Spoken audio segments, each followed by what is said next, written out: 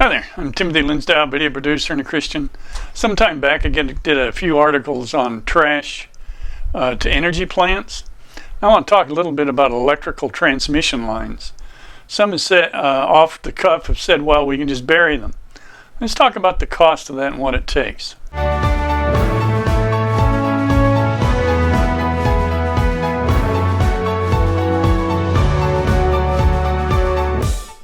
Before we start, like and comment on my video if you would. Subscribe to my channel.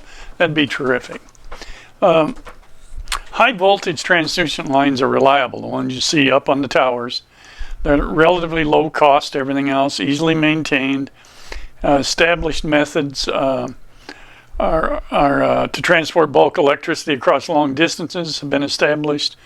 2006, there was approximately 160,000 miles of 230 kilovolt lines or greater high voltage transmission lines in the United States.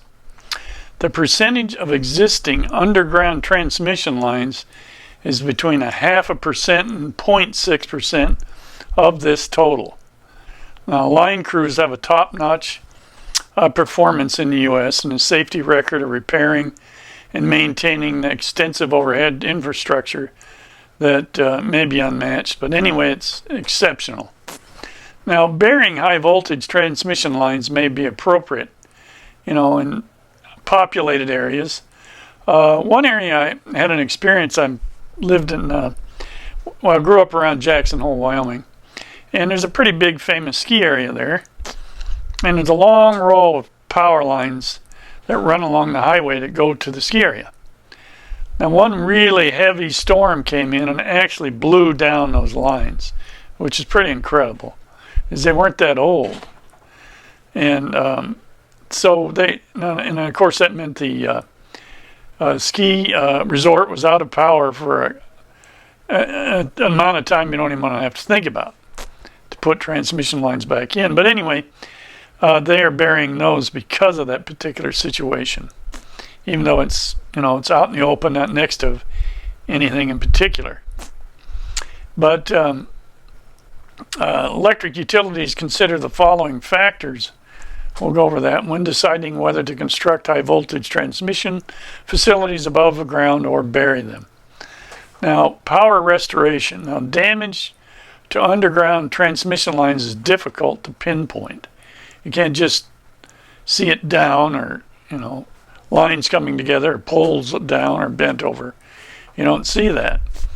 So the repairs can take may take as many as a few weeks to several months to complete. Well, who can live without power that long, going back to the 1880s? Damage to overhead lines is easy to locate, typically several hours or days to repair. Now, people can live with that. Now, California, one of the problems we're having is issues with power lines causing fires, and that's a whole nother story, but that does happen. Now, for underground transmission, a large number of cables is often required to match the capacity of an overhead circuit. Now, additional components increase the underground cost as a duct bank, vaults, splices, terminations are required, which can also reduce overall system reliability. So it's a very complicated procedure. Each cable, of course, has to be insulated, and then it has to be separated, insulated from the other cables. It's a whole long process, and this all is done inside these concrete vaults, not just out in the open air. They have to be insulated. Now, there are multiple components to reduce the danger of these things. Now, high voltage underground lines may require additional equipment to ensure proper electrical performance along the distance of the transmission line. Now, additional equipment translates to a higher overall cost, and that's a big deal here. How are we going to pay for this stuff? The additional equipment translates to a higher cost, limits the length of the underground line installation, increases the likelihood of failure because additional components. Now, a system study would be required to determine if this additional equipment would be needed. Now, overhead lines are air-cooled, obviously, and widely spaced for safety, as they can swing in the wind if they make contact at a short and put out power down the line. Underground cables are installed in, as I mentioned, concrete encasement, PVC duct banks, and heat generated by the cables is dissipated into the earth.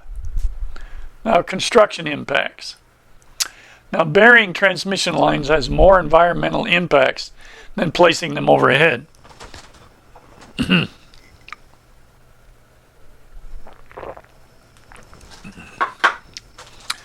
For example, a 230 kilovolt overhead line typically requires erecting structures and placing foundations every 800 to 1,000 feet.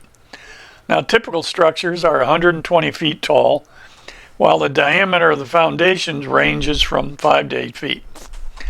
Now, burying a 230 kilovolt double circuit transmission line at a minimum would require a continuous trench or duct bank of at least 3.5 feet wide at the bottom and 7 feet deep. So this thing is big and concreted. And now, considerable clearing and grading would be necessary to do this, and dust and noise from construction would last 3 to 6 times longer. How do you think people would feel being around that? Now, large concrete splice vaults or access structures are needed at 2,000 to 2,500 foot intervals. Permanent access to the vaults is required to make repairs when needed. So see, if you think about it, this is not like the transmission line where they build a tower and foundation, and then everything's in the air to the next one. Here, everything is in a trench that had to be dug, outfitted with concrete, and all the things required continuously. Imagine the cost of that. Now, easement and land purchases, that's another issue. An overhead line typically has a wider easement footprint than an underground line. Let me give you an example of what that could be and cost. San Diego just is in the process or almost finished with a trolley line, and it is about a $2.3 billion project. Now, guess what the environmental impact study cost? $1.3 billion, more than the construction cost. Now, you imagine digging up miles of earth and putting in concrete vaults on whose property, land. I mean, in an urban area, when you're talking about 100 miles, it could be a phenomenal number of people that own that property. And the process of getting through that, let alone the environmental studies, phew, a lot of money. So that's another important part. Now, life expectancy of underground high voltage transmission lines have a life expectancy of 40 plus years. Now, at my age, 40 plus years doesn't seem like a lot. It goes by quick. Now, overhead lines are double that, of more than 80 years. And I suspect that some are even more. So those are just some things that dramatically increase the cost of underground lines compared to overhead. It's a dramatic cost, a dramatic project involving many, many people. Very difficult. So when people say, well, a piece of cake, let's just bury those power lines, just start thinking about having your property torn up around for years, getting a project done. Just take that one on for size. So we talk a little bit more about power lines and having to bury them and what that would take. So like and comment on my video, subscribe to my channel, and hopefully you don't have to your front of your property dug up from a power line, but get out there and make it a great day.